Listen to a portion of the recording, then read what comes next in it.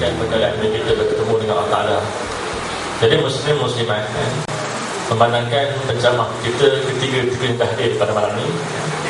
Jadi saya mempersilakan ketiga-tiga penceramah kita pada malam ini. Yang pertama, Ustaz Nek Ibrahim bin Abdullah daripada Majlis Agama Islam dan Adat Islam Melayu Pahang. Yang kedua, Ustaz Syukri bin Sudain daripada Sekolah Menengah Agama Al-Ihsan. Dan yang ketiga, yang terakhir sekali, iaitu Ustaz Nur Hamidi bin Jamaluddin yang ketua pengarah daripada Jabatan Agama Islam Pahang, Pekan. Jadi untuk tidak menaikkan masa, majlis mempersilakan ketiga-tiga penceramah kita untuk mengambil tempat. Warahmatullahi wabarakatuh. Waalaikumsalam. Alhamdulillah. Alhamdulillah nahmaduhu wa nasta'inuhu wa nastaghfiruh wa na'udzu billahi min shururi anfusina wa min sayyiati a'malina. May yahdihillahu fala mudilla lahu wa may yudlilhu fala hadiya lahu. Asyhadu an la ilaha illallah wahdahu la syarika lahu wa asyhadu anna sayyidana Muhammadan 'abduhu wa rasuluh. Allahumma shalli wa sallim wa barik ala sayyidina Muhammad wa ala ali sayyidina Muhammad kama shallaita wa sallamta wa barakta ala sayyidina Ibrahim wa ala ali sayyidina Ibrahim fil alamin innaka Hamidum Majid. Rabbi shrah li sadri wa yassir li amri wa hlul 'uqdatam min lisani yafqahu qawli, amma ba'd. Tuan-tuan, puan-puan muslimin muslimat rahimakumullah. Alhamdulillah, kita rafa'kan syukur kehadirat Allah Subhanahu wa taala. Dengan inayah dan izin Allah, kita ditemukan pada malam ini dalam satu program yang kita namakan sebagai Forum Al-Muqarrabin. Dan insya-Allah tajuk yang akan kita bincangkan pada malam ini berbunyi anak permata hati. Dan bersama-sama kita pada malam ini insya-Allah, di sebelah kiri saya tidak asing lagi dan juga bukan makhluk asing, Al-Fadhil Ustaz Nur Hamizi.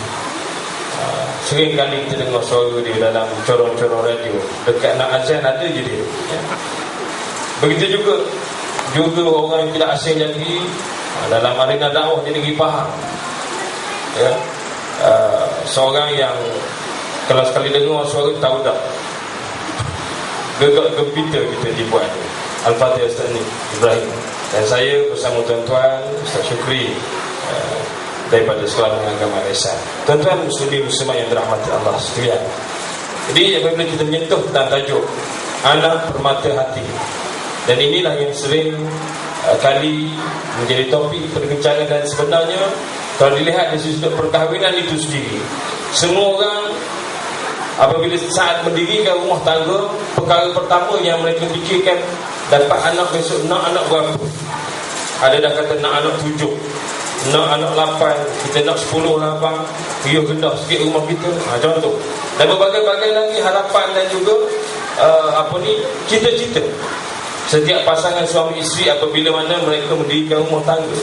Dan tatkala apabila melahirkan anak yang pertama, masya-Allah, kalau kita lihat pun bagi seorang suami, bila mana saat melahirkan anak yang pertama itu, biasanya suami ini di hospital dia perkenalkan satu konsep yang dikatakan disebut sebagai husband friendly.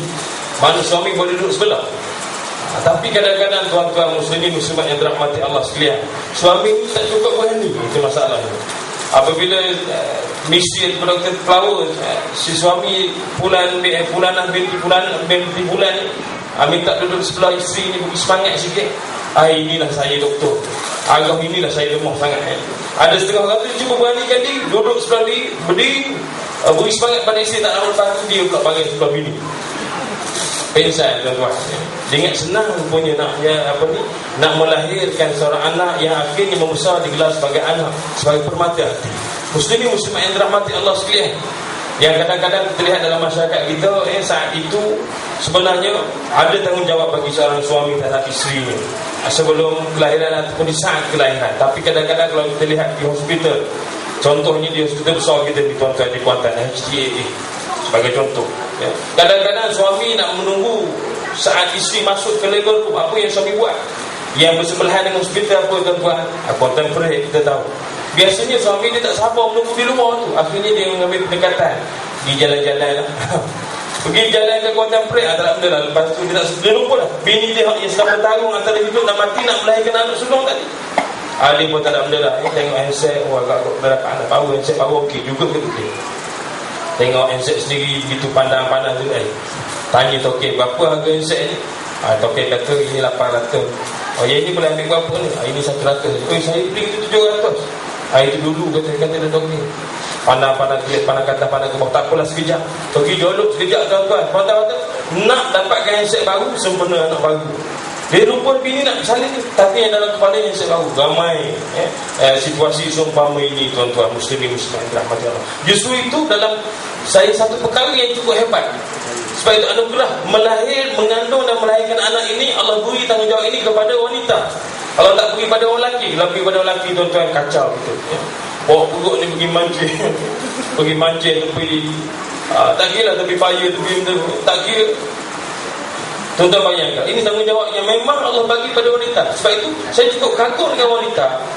Dari sisi apa tuan-tuan, wanita ni dia punya dugaan cukup hebat, cukup tinggi. Dia sentuh tentang perkahwinan ini. Perempuan tak kahwin salah, kahwin pun salah. Ya, tak kahwin. Orang tanya, apa dia tak kahwin ni? Dah tu dah rasa ni dah Andalusia dah tu. Lanjut usia tu. Kita kata begitu. Ini cabaran yang dihadapi oleh seorang wanita. Kalau dia kahwin, bukan budak tu baru sudah SPM. Ya, kita kata mana budak dah kata sangat nak nikah. Kita kata dia kata nak nikah. Kalau tak nikah, kita kata dia sandirok dah menikah, masalah pula.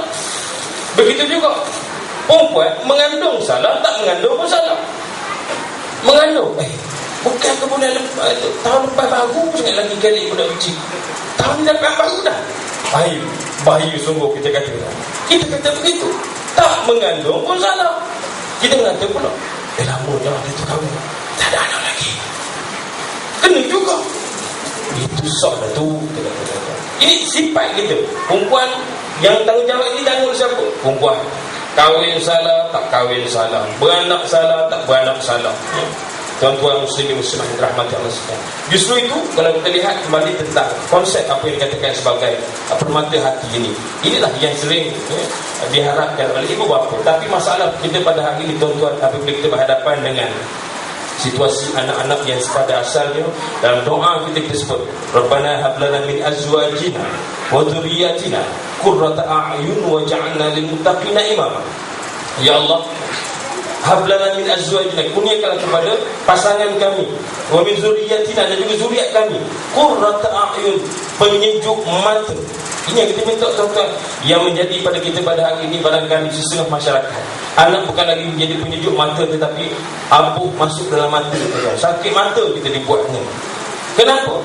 Berbalik kepada tarbiyah yang dikatakan bagaimana cara kita menyambut kelahiran anak-anak ini yang nak dijadikan sebagai pemata hati itu. Sebab itu Islam telah menggariskan garis panduan dan juga tunjuk ajar bagaimana pertama sekali proses ketika mengandung, kemudian melahirkan anak itu, apa yang perlu dilakukan oleh Islam. Sebab itu tuan-tuan, apabila kita merujuk kepada apa yang telah disyariatkan, sebagaimana telah disebut yang dibincangkan secara panjang lebar oleh Fadilatul Syekh Abdullah Nasir Alwan dalam kitabnya Tarbiyatul Aulatul Islam. Apa dia kata tuan-tuan? Antara perkara pertama sekali yang mesti dilakukan oleh ibu bapa saat melahirkan anak ila al-bishar, maknanya mesti khabar, cerita ke orang tuan. Dapat anak jangan senyap-senyap je. Orang kita, dan antara kaedah bagaimana kita nak menceritakan tentang kelahiran itu ialah dengan antaranya kaedah yang dikatakan sebagai